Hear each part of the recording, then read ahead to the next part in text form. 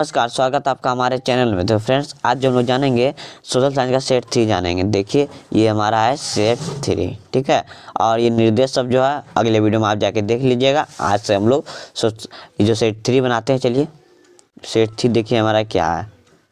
सबसे पहला प्रश्न है हमारा, फ्रांस की क्रांति कब हुई? सबसे पहला ऑप्शन है 14 जुलाई 1789 ईस्वी। दूसरा 14 जुलाई 1776 ईस्वी। तीसरा 15 अगस्त 1947 ईस्वी। चौथा 26 जनवरी 1950। तो इसका जो मैं राइट आंसर में दोस्तों तो वो है हमारा 14 जुलाई 1789 ईस्वी में, ठीक है। आप इसे याद कर लीजिए। देखिए प्रश्न 2 है हमारा, फ्रांस की क्रांति का अद्भुत किसे कहा गया? सबसे पहला ऑप्शन है हमारा नेपोलियन। दूसरा हमारा रूसो। तीसरा दिदरो। चौथा लेनिन। तो इसका जो राइट आंसर वो हमारा है रूसो, ठीक है। प्रश्न 3 है हमारा, बिस्मार्क जर्मन का चांसलर कब बना? सबसे पहला ऑप्शन है हमारा 1848 ईस्वी में। दूसरा 1856 ईस्वी में। तीसरा 1860 ईस्वी में। चौथा 1871 ईस्वी में। तो इसका जो राइट आंसर है दोस्तों तो आपको कमेंट करके बताना है, ठीक है। नहीं बनेगा तो फिर हम बताएंगे, ठीक है। देखना चाहते हैं हम कि आप लोग ध्यान पढ़ाई में देते हैं कि नहीं। चलिए अब हम लोग प्रश्न 4 कंप्लीट करते हैं। प्रश्न 4 है क्या हमारा? प्रश्न 4 है हमारा, पहले तुम मनुष्य हो, उसके बाद किसी देश के नागरिक या अन्य कुछ, यह कथन किसका है?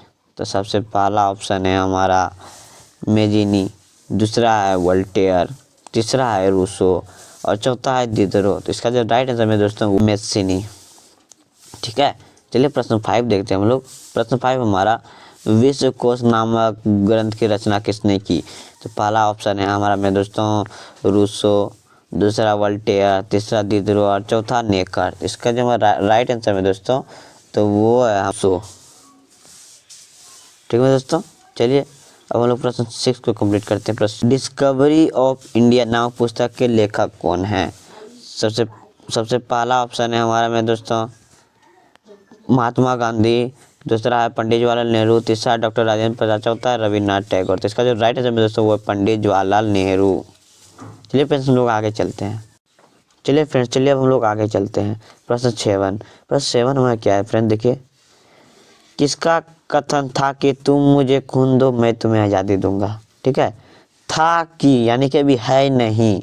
सबसे पहला ऑप्शन है हमारा डॉक्टर राजेंद्र प्रसाद। दूसरा महात्मा गांधी। तीसरा सुभाष चंद्र बोस। चौथा बाल गंगाधर तिलक। इसका जो राइट आंसर है दोस्तों सुभाष चंद्र बोस, ठीक है।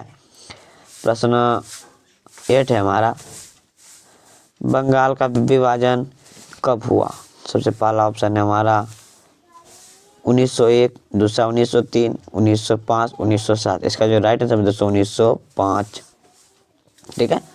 प्रश्न 10 हमारा, देखिए, संथाल विद्रोह के नेता कौन है? सबसे पहला ऑप्शन है हमारा बिरसा मुंडा। दूसरा उत्तरा उर्वा। तीसरा तिलका मांझी। चौथा सिद्धू कान्हू। इसका जो राइट आंसर में दोस्तों होगा वो होगा बिरसा मुंडा, जो कि भगवान है हम लोगों के, ठीक है। प्रश्न 10 देखते फ्रेंड्स, खिलाफत आंदोलन के प्रमुख नेता कौन थे? सबसे पहला ऑप्शन में दोस्तों अब्दुल गफ्फार खान। दूसरा मौलाना मोहम्मद अली और मौलाना शौकत अली। दूसरा राम प्रसाद बिस्मिल्ला। चौथा मोहम्मद सलीम इकबाल और शाहजफार मुकवाल। इसका जो राइट आंसर है दोस्तों वो बी नंबर, यानी कि मौलाना मोहम्मद अली और मौलाना शौकत अली, ठीक है दोस्तों। चलिए प्रश्न 11 हम लोग देखते हैं। प्रश्न 11 मेरा है क्या? प्रश्न 11 है, हमारे पर्यावरण में उपलब्ध प्रत्येक वस्तु जो हमारी आवश्यकताओं को पूरा करने में प्रयुक्त की जा सकती है, जो उसके बनाने के लिए प्रौद्योगिकी उपलब्ध है, जो आर्थिक रूप से संभाव्य और संस्कृति का के रूप में मान्य है, उसे कहते हैं। सबसे पहला ऑप्शन है हमारे में दोस्तों विकास। दूसरा संसाधन। तीसरा पर्यावरण। चौथा नियोजन। इसका जो राइट आंसर है दोस्तों वो है हमारा संसाधन, ठीक है। चलिए प्रश्न 12 कंप्लीट करते हैं दोस्तों। प्रश्न 12, भूमि निम्नीकरण में निम्नलिखित में से किसका भूमिका नहीं है? सबसे पहला ऑप्शन है मेरे दोस्तों वनों को काटना, दूसरा अति पशुचारण, तीसरा खनन, चौथा मधुपालन। यानी कि प्रश्न बोल रहा है भूमि निम्नीकरण यानी कि भूमि का जो क्षमता घटता है, ये सब में जो 4 गो ऑप्शन है किसके कारण से नहीं घटता है? तो इसका जो राइट आंसर में दोस्तों वो है मधुमक्खी पालन। ठीक है, चलिए अब हम लोग आगे देखते हैं प्रश्न 13। प्रश्न 13 देखिए क्या है। प्रश्न 13 देखिए फ्रेंड्स, भारत में कुल क्षेत्रफल का कितना प्रतिशत भाग मैदानी के रूप में पाया जाता है? सबसे पहला ऑप्शन में दोस्तों 27%, दूसरा 30%, चौथा 43%, चौथा 87%। इसका जो राइट आंसर दोस्तों वो है 43%। ठीक है, प्रश्न 14 में दोस्तों लौह अयस्क किस प्रकार का संसाधन है? तो सबसे पहला ऑप्शन में दोस्तों नवीकरण योग, दूसरा प्रवाह, तीसरा जैव, चौथा अनवीकरण योग। इसका जो राइट आंसर है वो अनवीकरण योग संसाधन में दोस्तों। ठीक है, तो फ्रेंड देखिए हमारा प्रश्न 15 क्या है। प्रश्न 15 देखिए हमारा, गुलाबी सिर वाली बत्तख किन जातियों में शामिल है? सबसे पहला ऑप्शन में दोस्तों दुर्लभ जातियाँ, दूसरा लूप समान जातियाँ, तीसरा संकटग्रस्त जाति, चौथा लुप्त जाति। तो इसका जो राइट आंसर दोस्तों होगा लुप्त जाति।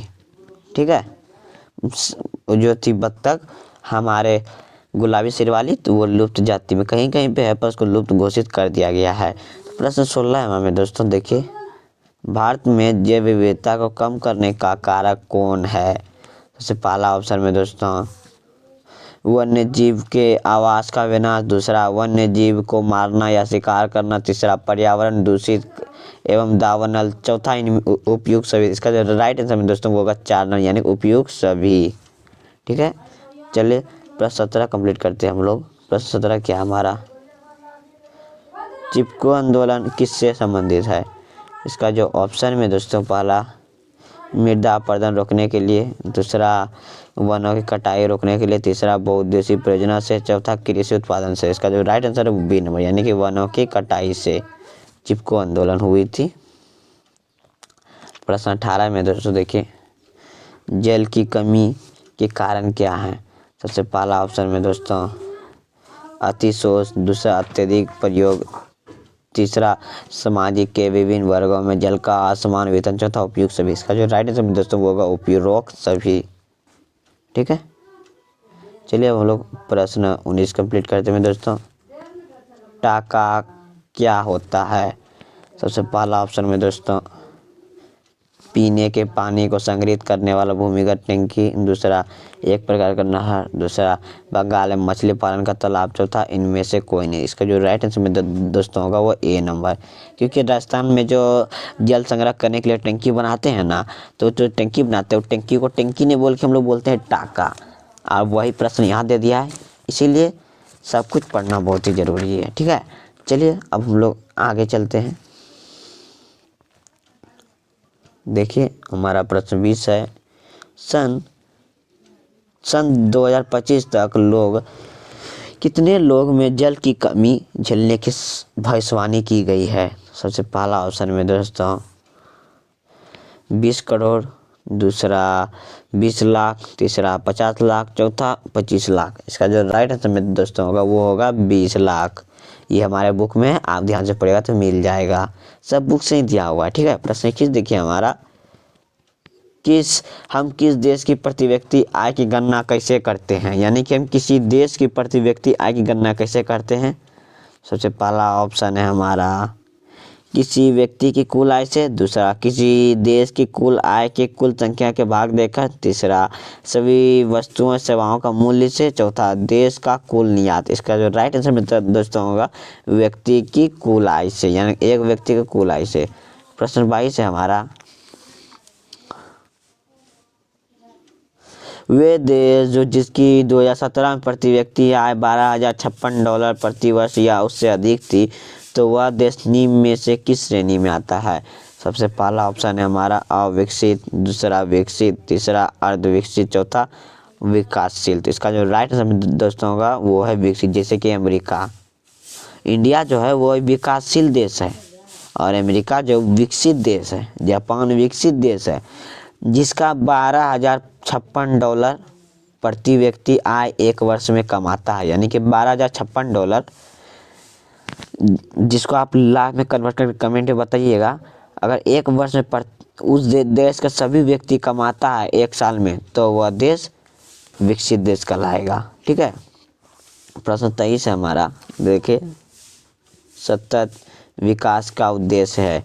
सबसे पहला ऑप्शन है हमारा विकास केवल अपने के लिए, दूसरा विकास केवल दूसरों के लिए, तीसरा विकास वर्तमान एवं आने वाली पीढ़ी से, चौथा विकास केवल आने वाली पीढ़ी से। तो इसका जो राइट आंसर होगा बी नंबर। क्या है? विकास वर्तमान के लिए एवं आने वाली पीढ़ी के लिए। ठीक है। प्रश्न 24 चलिए देखते हैं हम लोग, प्रश्न 24 है क्या। प्रश्न 24 देखिए, निम्नलिखित में से किस राज्य की साक्षरता दर सबसे अधिक है। जैसे पहला ऑप्शन में दोस्तों पंजाब, दूसरा बिहार, तीसरा केरल, चौथा उड़ीसा। इसका जो राइट आंसर है वो है हमारा केरल। ठीक है। प्रश्न 25 देखिए हमारा, प्रश्न 25 देखिए, यदि एक देश की प्रति व्यक्ति आय 500 है तथा जनसंख्या 5000 है, तो उस देश की कुल आय निम्न में से कौन सी होगी। तो इसमें दोस्तों देखिए, सबसे पहला ऑप्शन क्या है हमारा, सबसे पहला ऑप्शन है 25 करोड़, दूसरा 5 लाख, तीसरा हमारा 25 लाख, चौथा 25,000। तो इसका जो राइट आंसर होगा मेरे दोस्तों, तो वो होगा हमारा 25 लाख। इसका जो कैसे निकाले, 500 को 5000 से गुना कर दीजिए। ठीक है। प्रश्न अब हमारा देखिए 26 है। प्रश्न 26 क्या देखते हैं, 26 है, निम्न में से कौन से क्रियाकलाप द्वितीयक क्षेत्र के अंतर्गत आते हैं।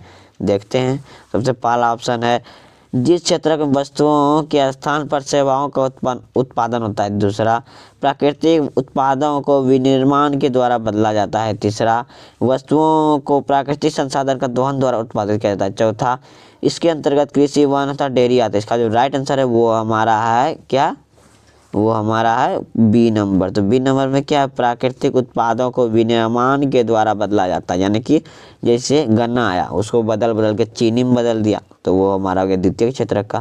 ठीक है। पर 27 देखिए, परछन बेरोजगारी का मतलब ऐसी स्थिति है जहाँ लोग, देखिए जहाँ लोग क्या लोग देखते हैं। जैसे पहला ऑप्शन बेरोजगार हो, दूसरा नियोजित हैं लेकिन कम वेतन अर्जित हैं, दूसरा, तीसरा नियोजित हैं लेकिन उत्पादक शून्य, चौथा वर्षा के कुछ महीनों में बेरोजगार है। इसका जो राइट आंसर में तो सी नंबर। तो सी नंबर में क्या है भाई, तो सी नंबर में हमारा नियोजित हैं लेकिन उत्पादकता शून्य है। ठीक है। प्रश्न 28 है हमारा, जो कि सिविक्स से आ रहा है। सब ये सब प्रश्न ये सब पढ़िए, पढ़ लीजिएगा बुक आप। 14 तथा 15 वर्ष की आयु में स्कूल जाने वाले कुछ बच्चे की उस आयु वर्ग के कुल बच्चे 7% क्या कहलाते हैं। देखिए पहले क्या लिखा है, 14 तथा 15 वर्ष की आयु के स्कूल जाने वाले कुल बच्चे का उस आयु वर्ग के कुल बच्चे 7% क्या होती है। देखते हैं क्या होती है। सबसे पहला ऑप्शन है निवल उपस्थिति अनुपात, दूसरा निवल अनुपस्थिति उत्पाद साक्षरता दर, चौथा सकल उपस्थिति अनुपात। इसका जो राइट आंसर वो हमारा साक्षरता दर। ठीक है।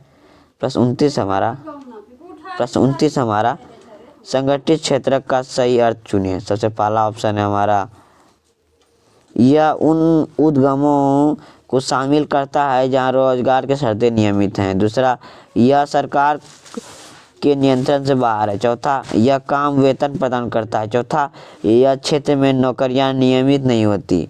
फ्रेंड देखिए, संगठित क्षेत्र का मतलब होता है कि जो आपको जो है ना दे देगा नियमित काम, आपको छुट्टी मिलेगा तो उसका पैसा दिया जाएगा, यानी सरकारी काम एक तौर पे समझिए। तो इसका जो हमारा राइट आंसर मेरा होगा तो वो होगा हमारा ए नंबर। यानी कि ए नंबर देखिए फ्रेंड्स हमारा क्या बोल रहा है, ए नंबर बोल रहा है, देखिए